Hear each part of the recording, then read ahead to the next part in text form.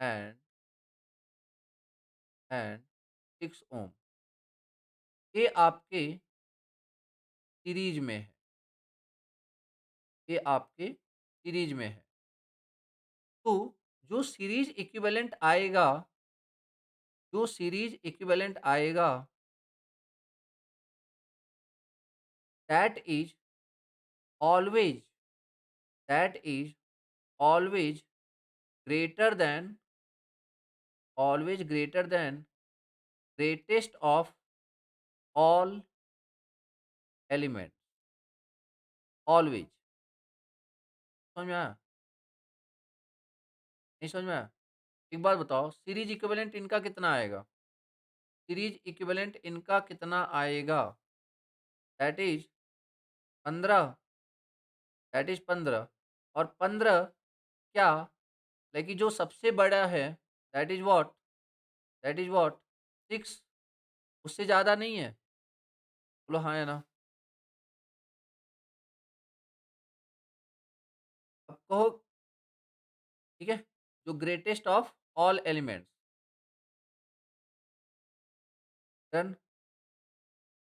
चलो, अभी लग रहा हो सर ये मतलब कैसा ऑब्जर्वेशन पॉइंट है? एक्चुअली ये स्टेटमेंट है।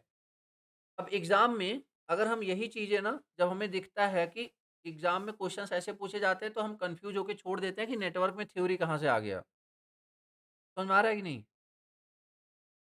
नेटवर्क में थ्योरी कहाँ से आ गया, तो फिर उस हिसाब से हम छोड़ देते हैं। तो ठीक है, दूसरा देखो, दूसरा स्टेटमेंट देखो, क्या कि मान लीजिए 4, 5, 4 ओम, 5 ओम और ऐसे इसको ऐसा लेते हैं ताकि थोड़ा सा चीज़ें क्लियर रहें। 40, 20 और 10, सपोज 40, 20, 10, सपोज ये पैरेलल में है, पैरेलल में है। तो जो सीरीज में है, तो इसमें इक्विवेलेंट हमेशा क्या हो रहा था? इक्विवेलेंट हमेशा क्या हो रहा था? Increase, increase. अब अगर पैरेलल में है, तो इक्विवेलेंट याद रखना हमेशा क्या होगा? डिक्रीज। इक्विवेलेंट हमेशा क्या होगा? डिक्रीज। क्या मतलब है इसका? जब भी आप इसका पैरेलल निकालोगे ना, कि 1 upon R equivalent is equal to 1 upon 40 plus 1 upon 20 plus 1 upon 10, तो ये जो, जब आप इसका आंसर निकालोगे, तो जो ये आर इक्विवेलेंट आएगा ना, that is less than that is less than lowest value of all resistance. समझ में आया? That is lowest than all resistance, मतलब लोवेस्ट देन, मतलब आर इक्विवेलेंट, जो कि R equivalent parallel R equivalent ना, इस पैरेलल इक्विवेलेंट,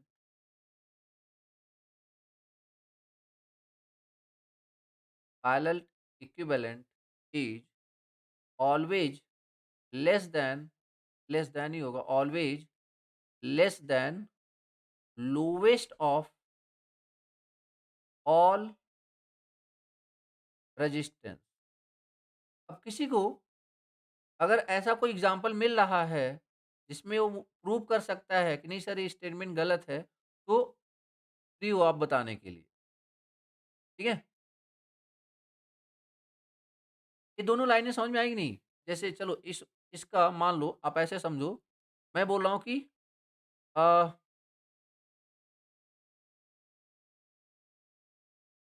6 और 3 पैरेलल में है, 6 और 3 पैरेलल में है, 6 इज पैरेलल टू 3।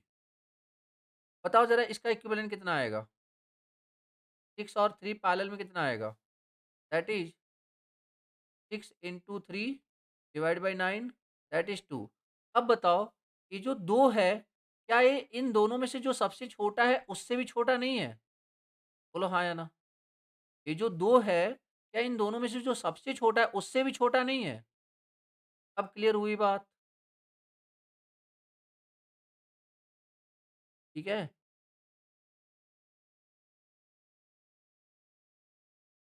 एक्चुअली दोनों क्वेश्चन है एग्ज़ाम के और जिस जिस टाइम भी ये क्वेश्चन आता है ना, देखिए मैक्सिमम लोग नहीं करते हैं, क्यों? क्योंकि उन्हें मतलब एक्चुअली इतना तरीके से चीज़ों को देखा ही नहीं होता है, जैसे नो मतलब इतना ऑब्जर्वेशन नहीं किया होता ना। लाइक हमें तो बस ये पता होता है कि ठीक है, R equivalent equal to R1 plus R2 plus R3 that's it.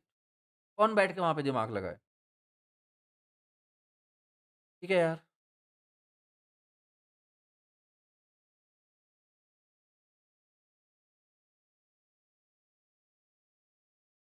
मतलब यहाँ से 4 पॉइंट सीखने को मिला। सीरीज़ कॉम्बिनेशन के साथ रेजिस्टेंस हमेशा इंक्रीज़ होता है? बोलो हाँ या ना? सीरीज़ कॉम्बिनेशन के साथ रेजिस्टेंस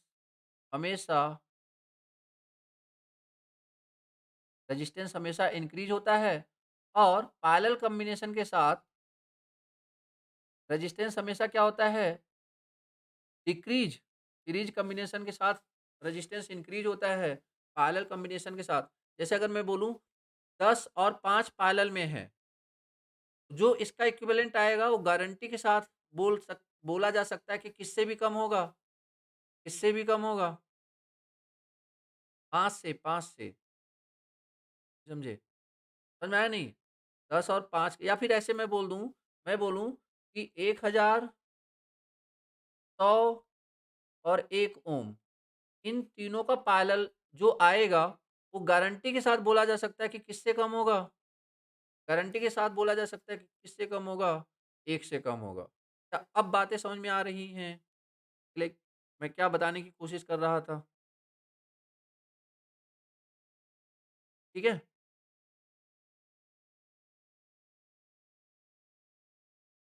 और अगर यही मैं बोलूँ 1000, 100 और 1, इन तीनों का जो सीरीज़ कॉम्बिनेशन होगा, गारंटी के साथ बोला जा सकता है कि किससे ज़्यादा होगा? 1000 से ज़्यादा होगा? किससे ज़्यादा होगा? 1000 से ज़्यादा होगा। मतलब जिस हिसाब से आप लोग बता रहे हो, मतलब ये दोनों पॉइंट्स आपको क्लियर हो चुके हैं, ठीक है? ऑब्जर्वेशन में फर्स्ट एंड सेकंड, एक्चुअली 2 नहीं 4 हैं। क्या? सीरीज़ कॉम्बिनेशन करने से हमेशा रेजिस्टेंस की वैल्यू इंक्रीज़ होती है और पैरेलल कॉम्बिनेशन करने से रेजिस्टेंस की वैल्यू डिक्रीज़ होती है। एक पॉइंट और समझो, इसका मतलब क्या हुआ? कैपेसिटेंस को सीरीज़ में कनेक्ट करने पे इंक्रीज़ होगा, डिक्रीज़ होगा? That will decrease, that will decrease और पैरेलल में कैपेसिटेंस को ऐड करने पे इक्विवेलेंट हमेशा क्या होगा? इंक्रीज़। क्लियर हो गया? क्लियर हो गया? मतलब series equivalent of resistor, inductor always resistor, inductor always increase, ठीक है? और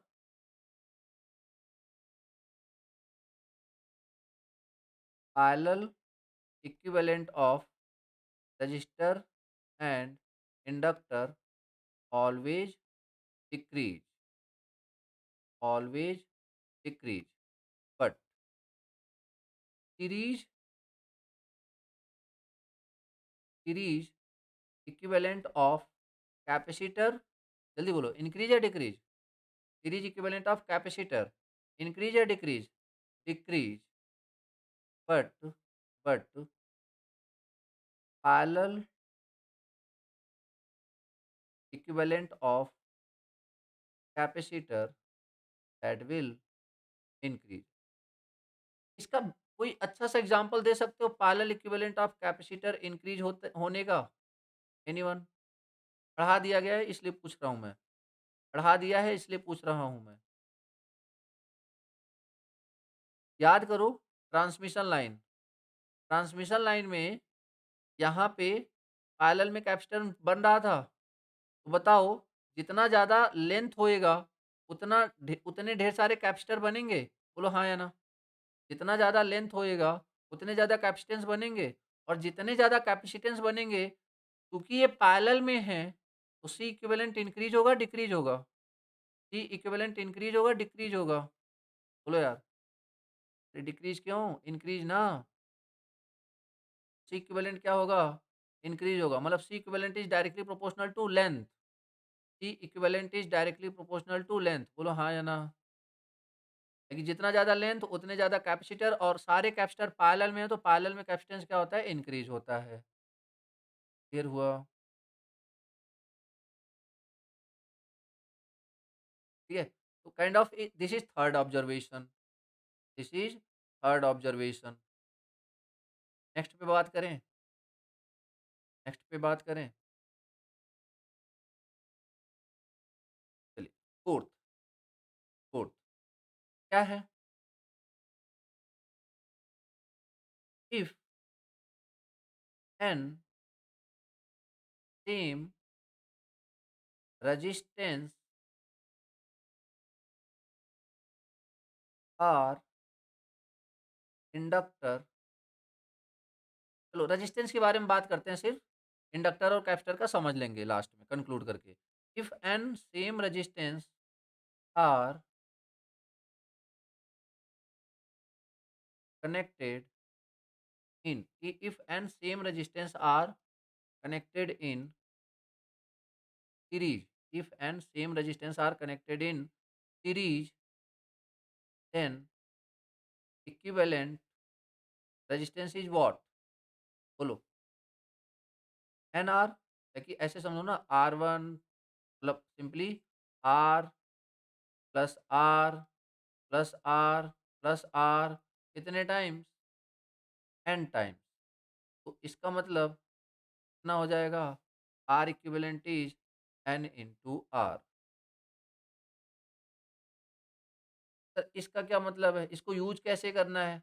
देखो, आपको कैसे यूज़ करना है? एक बोलेगा कि एक 10 ओम का रेजिस्टेंस है, 10 ओम का एक रेजिस्टेंस है और इसके जैसे 50 वायर को अगर मैं सीरीज़ में जोड़ देता हूँ, तो बताओ टोटल रेजिस्टेंस कितना हो जाएगा? 10 ओम का एक वायर है, उसको उसके जैसे 50 वायर सीरीज़ में जोड़ देता हूँ, कैसे निकालेंगे? 50 गुणे 10 दैट इज़ 500। बोलो हाँ या ना? समझ में आ गई बात? तो इस तरीके से आप इसको यूज़ करने वाले हो। Done? Next, if n same resistance R connected इन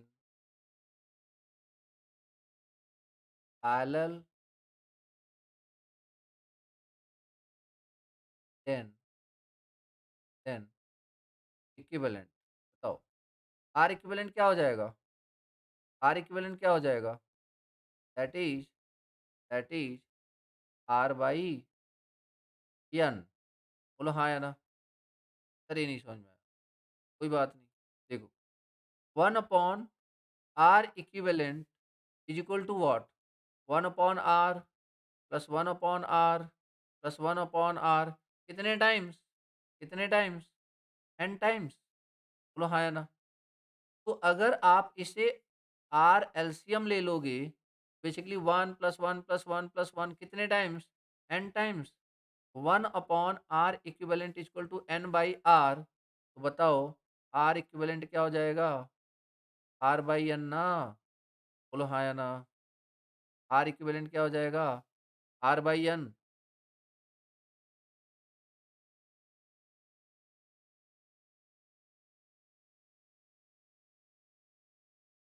चलो अभी भी कुछ नहीं समझ में आया। यार एक सिंपल सा एग्जांपल ले लो।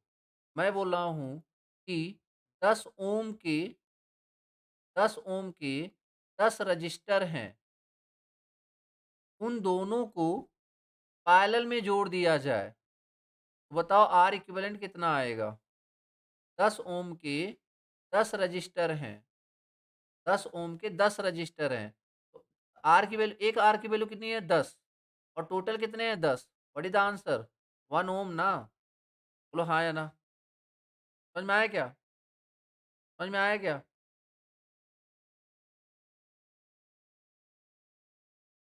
जैसे मैं बोलूँ कि एक 500 ओम के 500 ओम का बेसिकली 4 रजिस्टर है, 4 रजिस्टर है, ठीक है? अब इन 4 रजिस्टर को बेसिकली आप पैरेलल में जोड़ दो, पैरेलल में जोड़ दो। तो बताओ उनका आर इक्विवेलेंट कितना आएगा? तो 500 बटा 4 दैट इज़ व्हाट? 125 ओम ना? तो ये चीज़ें आपको नहीं लगता कि अगर आपको पता थी तो बहुत अच्छी बात है। अगर आपको नहीं पता है, तो क्या आपको नहीं लगता कि चीज़ें बहुत जल्दी आसान कर देंगी हमारा कैलकुलेशन? बोलो हाँ या ना? देखिए, पता भी है तो भी आसान करेंगी ना। मैं जस्ट ये बोल रहा हूँ कि आसान करेंगी ना, ठीक है? बस वही सारे ऑब्जर्वेशन है। 2 n same resistance connected in series, then n r same resistance connected in parallel, then इस तरीके से। ओके, कितने पॉइंट्स हो गए हमारे? 5। नेक्स्ट, इसी को इसी को कंक्लूड कर लें। देखो, n रजिस्टर ऐसे समझो, series combination and parallel combination of team of team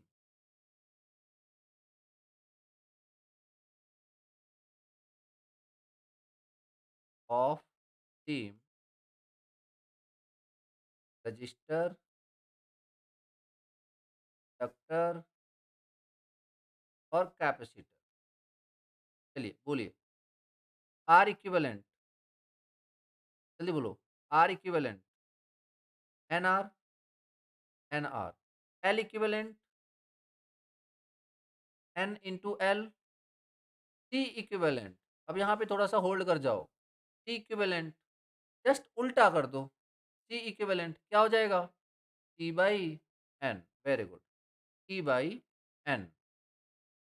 इधर आ जाइए, इधर आ जाइए। क्या? R equivalent R by N, L equivalent L by N और C equivalent that is N into C. बोलो हाँ या ना?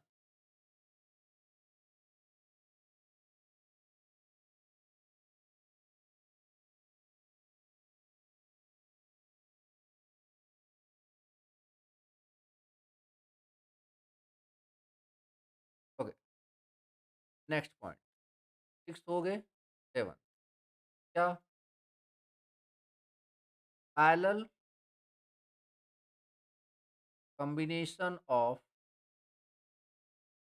two elements, parallel combination of two elements, parallel combination of two elements,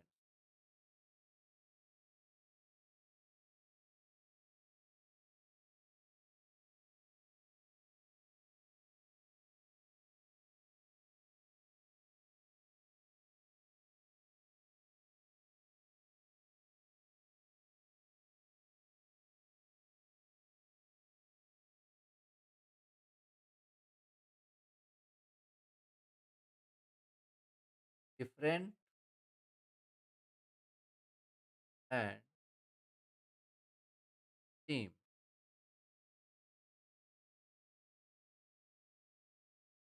चलिए बताइए, आर इक्विवेलेंट क्या हो जाएगा?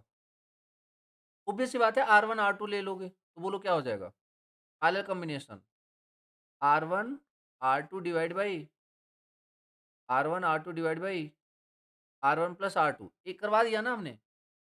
बोलो हाँ या ना? यार 2 का यही आया था ना, 2 parallel combination of 2 elements R1 R2 divide by R1 plus R2। L equivalent क्या हो जाएगा? सबसे ज़्यादा यही यूज़ होने वाला है, ठीक है? एल इक्विवेलेंट क्या हो जाएगा? L1 L2 divide by L1 plus L2, ठीक है? अच्छा, सी इक्विवेलेंट बताओ ना, बताना ज़रा। C equivalent parallel combination, very good.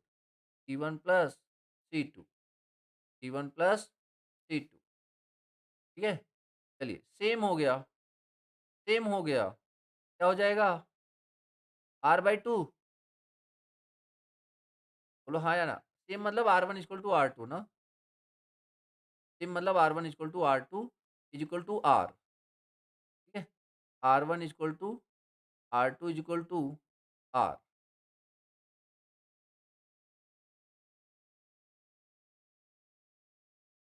चलो बताओ, L इक्विवेलेंट क्या हो जाएगा? L इक्विवेलेंट क्या हो जाएगा? जल्दी बोलो। ये न्यूमेरिकल समझो यार आप। आपको लग रहा होगा कि मैं थ्योरी लिखवा रहा हूँ। एक्चुअली मैं न्यूमेरिकल के लिए प्लेटफ़ॉर्म क्रिएट कर रहा हूँ, ठीक है ना? और C इक्विवेलेंट क्या हो जाएगा? C इक्विवेलेंट क्या हो जाएगा? That is 2C, that is 2C। Clear हुआ क्या?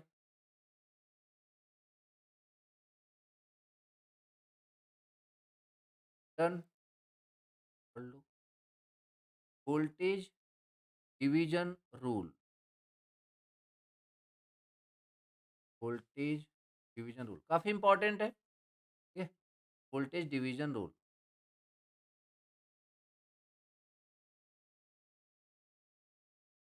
देखो,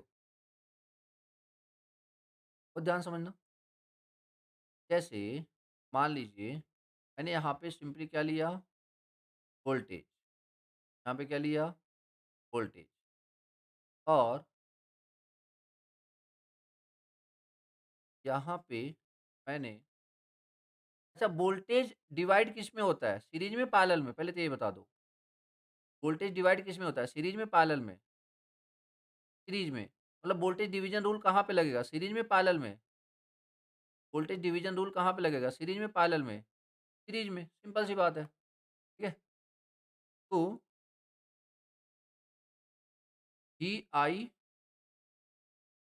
VI Z1 एंड Z2। अब देखो, किसी ने बोला, सपोज़ किसी ने बोला कि यार यहाँ का वोल्टेज बताओ V1 और यहाँ का वोल्टेज बताओ V2। पहले मैं कन्वेंशनल तरीके से जाता हूँ। कन्वेंशनल तरीका क्या होता है कि हमें पता है V1 equal to what? Current into Z1। बोलो हाँ या ना? Current into Z1। V2 equal to what? Current into Z2। अब क्वेश्चन ये बनता है कि व्हाट इज द करंट? तो बताओ जरा, इसमें करंट की वैल्यू क्या होती है? According to Ohm's law, voltage divide by total impedance, that is Z1 plus Z2। तो अब इस करंट की वैल्यू उठा करके हम बेसिकली क्या करने वाले हैं? यहाँ पे पुट करने वाले हैं। तो हमारा फॉर्मूला क्या आ जाएगा? V1 is equal to I equal to what? V upon Z1 plus Z2 into Z1। और V2 is equal to V upon Z1 plus Z2 into Z2 into Z2। अब कहिए सर इसमें अलग क्या हो रहा है? इतना तो हम भी कर सकते थे। सही बात है, आप कर सकते थे। बट इसमें मैं अब कुछ आपको स्पेशल पॉइंट आउट कराना चाहता हूँ। क्या? कि आप इस तरीके से करंट मत निकालो, ठीक है ना? आप इस तरीके से करंट निकालने में थोड़ा-सा टाइम वेस्ट होगा। एक-एक सेकंड सेकंड इम्पोर्टेंट है हमारे लिए। तो फिर क्या करें? जैसे ही आपके सामने ऐसी कोई परिस्थिति आए कि आपको वोल्टेज निकालना है, सिंपली क्या करो? सप्लाई वोल्टेज को देख लो। सप्लाई वोल्टेज क्या है? V। उसके बाद क्या करो? जिसके क्रॉस वोल्टेज निकालना है उसका impedance divide by total impedance. बस नज़रिया बदलवा रहा हूँ, फ़ॉर्मूला नहीं। नहीं भरोसा है तो देख लो। क्या ये फ़ॉर्मूला और ये फ़ॉर्मूला डिफरेंट है क्या? बोलो यार, क्या ये फ़ॉर्मूला और ये फ़ॉर्मूला दोनों डिफ़र है? बोलो, एक ही फ़ॉर्मूला है ना? फ़ॉर्मूला तो एक ही है। बट मैं जस्ट एक बोल रहा हूँ कि पर्सपेक्टिव थोड़ा-सा चेंज करो, कि जब भी वोल्टेज निकालना हो, तो क्या करो, सप्लाई वोल्टेज को किस सप्लाई वोल्टेज को मल्टीप्लाई करो किससे? जिसके अक्रॉस वोल्टेज निकालना हो, divide by total impedance. Done. इसी तरीके से V2 बोलो क्या हो जाएगा? अगेन सप्लाई वोल्टेज और किसके क्रॉस निकालना है? Z1 के क्रॉस, Z2 के क्रॉस, Z1 के क्रॉस, Z2 के क्रॉस, Z2 के क्रॉस, तो Z2 divide by Z1 plus Z2। ठीक है यार? सर ये तो 2 एलिमेंट के लिए, 3 एलिमेंट के लिए आ गया तब क्या करेंगे? कोई बात नहीं यार, 3 एलिमेंट के लिए कर लो। मैं मान लेता हूँ उसमें Z3 भी है। V1 क्या हो जाएगा? Supply voltage divide bye Z1, Z1 plus Z2 plus Z3। समझ में आया क्या? कोई दिक्कत? बोलो।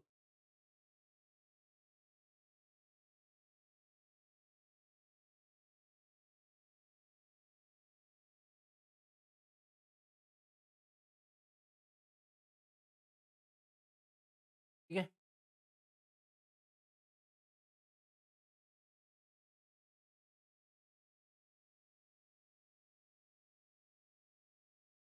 Voltage division. अच्छा, ये तो लाइक कि Z हो गया। अब क्वेश्चन ये है कि रेजिस्टेंस आया तब क्या करेंगे? कोई बात नहीं, रेजिस्टेंस आएगा तो Z1 की जगह क्या कर लीजिएगा? R1 divide by R1 plus R2। अगर प्योर क्या आता है? रेजिस्टेंस। प्योर क्या आता है? Resistance. R2 divide by R1 plus R2। Sir pure inductance, inductor और रजिस्टर का एक ही जैसा होता है ना? बोलो हाँ या ना? तो V is equal to L1 divide by L1 plus L2, V2 is equal to V divide by L2 by L1 plus L2। Same ही था, फिर ये बता क्यों रहे हो? एक्चुअली कैपेसिटर का अलग है, एक्चुअली कैपेसिटर का अलग है। देखो, अब जब हम रजिस्टर की बात कर रहे थे, इंडक्टर की बात कर रहे हैं और कैपेसिटर की बात कर रहे हैं। अब बहुत ध्यान से सुनना, यहाँ पे थोड़ी-सी बात ध्यान से सुनो। देखो, अब जब बात आएगी V1 की ना, अक्रॉस कैपेसिटर, याद रखना सप्लाई वोल्टेज तो ले लो, सप्लाई अभी तक कौन-सा एलिमेंट ले रहे थे? जिसके क्रॉस वोल्टेज निकालना था, बोलो हाँ या ना? जिसके अक्रॉस वोल्टेज निकालना था। बट अभी जैसे ही मतलब आप ऐसे समझो ना, कि बस आप ये समझो कि रजिस्टर और इंडक्टर एक डायरेक्शन में जा रहे हैं और कैपेसिटर उल्टे डायरेक्शन में, उसको जाना ही जाना है। वो कभी भी रजिस्टर और इंडक्टर का साथ नहीं देगा। क्यों नहीं देगा? ये बात हमने ज़ेड के फॉर्म में क्लियर कर दी है। बस इतना याद रखो कि रजिस्टर और इंडक्टर और इम्पीडेंस सेम पैटर्न फॉलो करते हैं। बोलो हाँ या ना? रजिस्टर, इंडक्टर और इम्पीडेंस सेम पैटर्न फॉलो करते हैं। कैपेसिटर उसकी अलग दुनिया है। तो सेम एलिमेंट नहीं लेंगे, जो दूसरा है वो लेंगे। तो बोलो क्या लिखूँ मैं? C1 या C2? जल्दी बोलो क्या लिखूँ मैं? C1 या C2? That is C2। C2 divide by C1 plus C2। Clear होगी बात? और इसी तरीके से V2 निकालना है तो क्या करेंगे? That is C C1 divide by C1 plus C2। ये सारे फ़ॉर्मूले किसके लिए हैं? Voltage division across 2 element. Yes या नो? अब इसका फ़ायदा क्या है? बात करते हैं।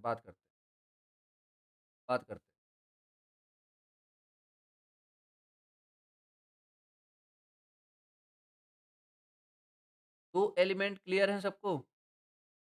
2 एलिमेंट्स क्लियर हैं सबको? Voltage division rule in 2 elements.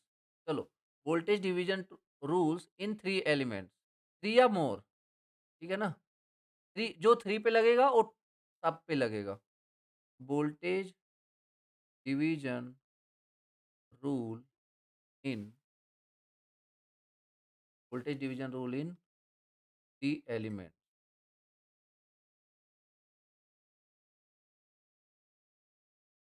I think register और इंडक्टर का तो बता दिया, वैसे ही लगने वाला है, जैसे लग रहा था, जैसे ना। जो एक्चुअली ट्विस्ट है ना, वो किसमें है? अच्छा एक बात, जैसे आपको दिमाग में ये लग रहा होगा सर इतने ढेर सारे तरीके, इतने ढेर सारे पैटर्न क्यों याद करना हमने? नहीं करना है ना याद। अगर वही याद रटवाना होता तो मैं इतने तरीके से क्यों बता रहा होता? तो फिर क्या याद रखना है? सिर्फ़ इम्पीडेंस का याद रख लो। सिर्फ़ किसका याद रख लो? इम्पीडेंस का याद रख लो। बाकी इम्पीडेंस की जगह आर भरते रहना, एल भरते रहना, मतलब आर भरते रहना, जे ओमेगा एल भरते रहना और 1 अपॉन जे ओमेगा सी भरते रहना। यस या नो? ठीक है? तो चलो Z1, Z2, Z3। अब मुझे इतना पता है कि अगर मुझसे कोई पूछेगा V1 तो बोलो ज़रा 3 एलिमेंट्स के लिए क्या होगा? सप्लाई वोल्टेज क्या हो जाएगा? Supply voltage multiplied with Z1 divide by Z1 plus Z2 plus Z3। ये तो यूनिवर्सल है ना यार? बोलो हाँ या ना? ये तो यूनिवर्सल है। ये तो यूनिवर्सल है ना? ठीक है? अब ट्रैक से अलग कौन भाग रहा है? ट्रैक से अलग कौन भाग रहा है? कैपेसिटेंस, कोई बात नहीं, यहाँ पे देख लेते हैं। 1 अपॉन जे ओमेगा C1। इस फ़ॉर्मूले को रखने से तो मना नहीं करेगा ना वो? बोलो हाँ या ना? इस चीज़ के लिए तो डिनाई नहीं कर सकता ना। J omega C1 plus J omega C2 plus J omega C3। What is V1 then? V into, अब जे ओमेगा सारा कैंसिल कर दो। सिंपली क्या बचेगा? 1/C1 divide by 1/C1 plus 1/C2 plus 1/C3। इसको सॉल्व करने की कोशिश मत करना। ठीक है? कहने का मतलब हो जाएगा बट कोई फ़ायदा नहीं है टाइम पास करने का। कॉन्सेप्ट देखो आप। मतलब क्या हुआ? अगर इसी तरह मुझे V2 निकालना हुआ तब क्या करेंगे? बोलो। ऊपर क्या रखना फिर हमने? ऊपर क्या रखना? 1 upon C2, 1 upon C1 plus 1 upon C2 plus 1 upon C3। Clear है क्या? C3 like that is V 1 upon C3, 1 upon C1 plus 1 upon C2 plus 1 upon C3। 3 क्या 4 क्या 5 जितनी मर्जी जब तक लिख सकते हो, लिख हो तुम। 5, 6, 7, 8, 9, 10 जितनी मर्जी लगा लो, सबके लिए वैलिड है फॉर्मूला। डन।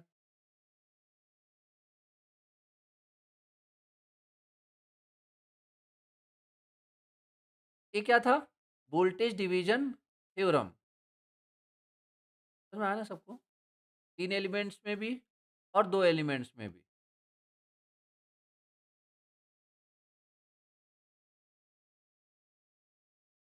चलो next, current division theorem.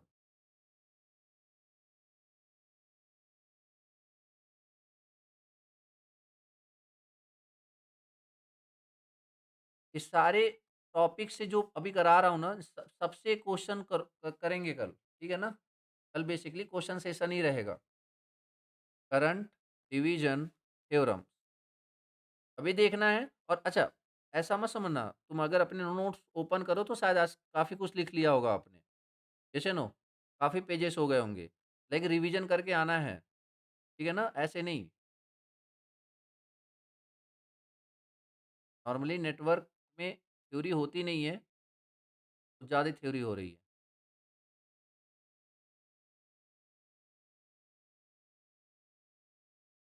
Current division theorem.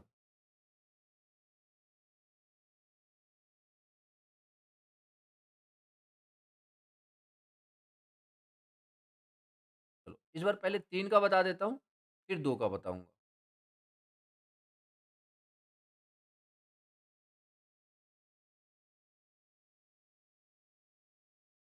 चीज़ें टफ तो नहीं लग रही ना यार? ऐसा ना हो कि लाइक नेटवर्क से भरोसा उठ जाए इसके चक्कर कि मतलब बड़े-बड़े एक्सप्रेशन के चक्कर। सब्जेक्ट आसान है यार, मैं मतलब बस छोड़ना नहीं चाह रहा मतलब बिना कॉन्सेप्ट बस सब करा रहा हूँ।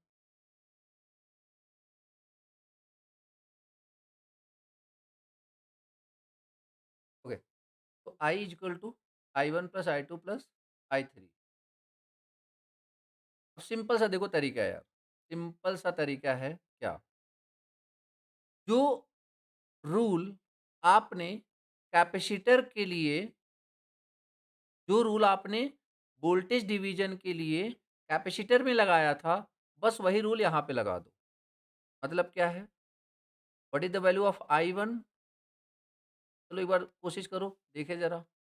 I1 supply current into into into ये बोलो 1 upon Z1 1 upon Z1 1 upon Z1 plus 1 upon Z2 plus 1 upon Z3।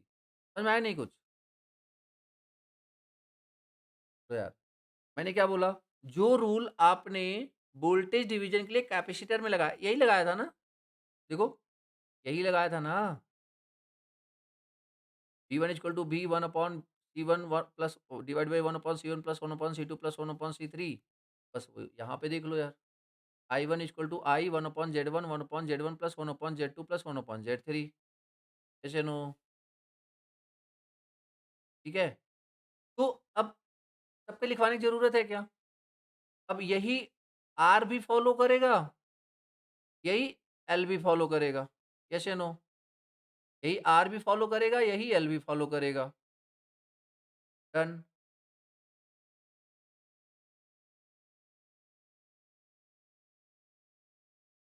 चलो एक काम करते हैं। R के लिए I1 लिखो, R के लिए I1 लिखो, L के लिए I2 लिखो और C के लिए I3 लिखो। समझ में आ जाएगा कि कितना समझ में आया आपको? चलिए बताइए। What is I1? अगर वो प्योर रेजिस्टिव है तो? सबसे पहले सप्लाई करंट इनटू बोलो 1 अपॉन आप बताओ बस इतना बताओ क्योंकि पूरा लिख नहीं पाओगे। 1 अपॉन बोलो यार 1 upon R1 1 upon R1 divide by 1 upon R1 plus 1 upon R2 plus 1 upon R3। चलिए अब I2 बताइए L2 के लिए सप्लाई करंट बोलो यार 1 upon 1 upon L2 1 upon L2 अरे R2 कहाँ से ला रहे हो? I2 L प्योर इंडक्टर ठीक है? हाँ, 1 upon L2 1 upon L1 plus 1 upon L2 plus 1 upon L3। मैं फिर से बोल रहा हूँ कि इसके लिए ज़रा भी मत परेशान होना सर इतने लंबे-लंबे फ़ॉर्मूले हैं, याद करना ही नहीं है, ठीक है ना? बस पैटर्न को समझने की कोशिश करो। अगेन I3 कैपेसिटेंस में अब थोड़ा सँभल जाना, उसके जैसा होगा जैसा किसके कहाँ पे होता था? रजिस्टर, तो लाइक क्या होगा? C3 divide by C1 plus C2 plus C3 बोलो हाँ या ना? समझ में आया क्या? C3 divide by C1 plus C2 plus C3 clear हुआ क्या?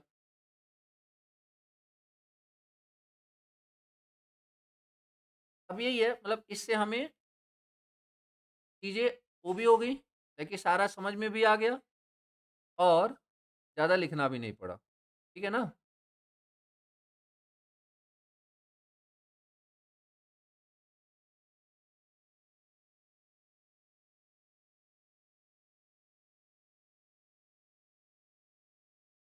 अब यहाँ पे देखो ज़रा, वहाँ पे एक स्टेप और लिखना है। I1 is equal to I into, जब इसको सॉल्व करोगे ना, जब इसको सॉल्व करोगे, अब देखो जो चीज़ बोल रहा हूँ उस पे ध्यान दो।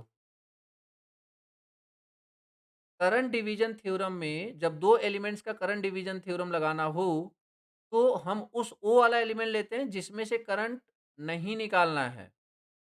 वोल्टेज डिवीजन थ्योरम में ओ वाला एलिमेंट लेते हैं जिसके क्रॉस वोल्टेज निकालना है। तो I1 निकालना है तो ऊपर क्या लेना है? R1 या R2?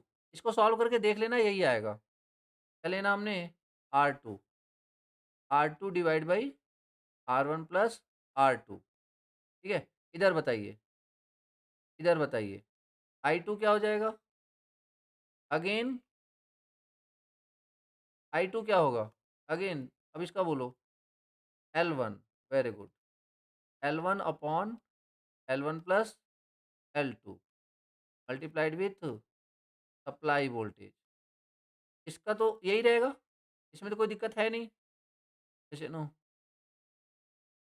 ये फिर से आप यहाँ पे लिखो इसको, और I1 इक्वल टू आई, ये जरूर लिखना। जेड I1 निकालना है तो Z1, sorry, Z2 divide by Z1 plus Z2।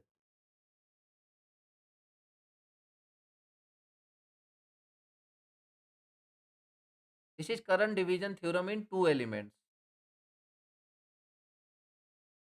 अस्सी वाला है ना ये? अच्छा सॉरी सॉरी सॉरी, जो तीन में ना, आ, अब सी के लिए चलो देख लो आप। अगर सी है तो आई वन निकाल लेते हैं, I1 भी निकाल लेते हैं, I2 भी निकाल लेते हैं। I1 बोलो क्या हो जाएगा सी के लिए?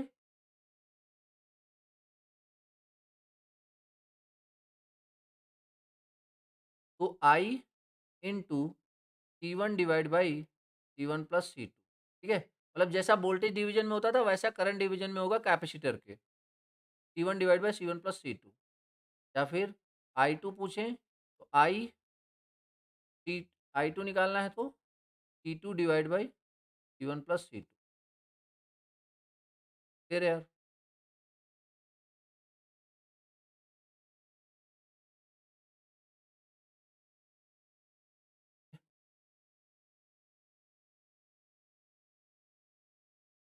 आपको कुछ नहीं करना है, रटने की ज़रा भी कोशिश नहीं करना है। आपको सिंपली क्या करना है, 1-2 बार समझने की कोशिश करना है, रीडिंग लेने की कोशिश करना है। बाकी का सारा काम क्वेश्चंस के थ्रू अपन हर एक क्वेश्चन के कैसे यूज़ करना है और मतलब कि किस हिसाब से क्वेश्चन आ सकते हैं, वो सारा मैं कल क्वेश्चन के थ्रू करा दूँगा। ठीक है? कल हम मतलब काफ़ी क्वेश्चंस करने वाले हैं। ठीक है? क्योंकि काफ़ी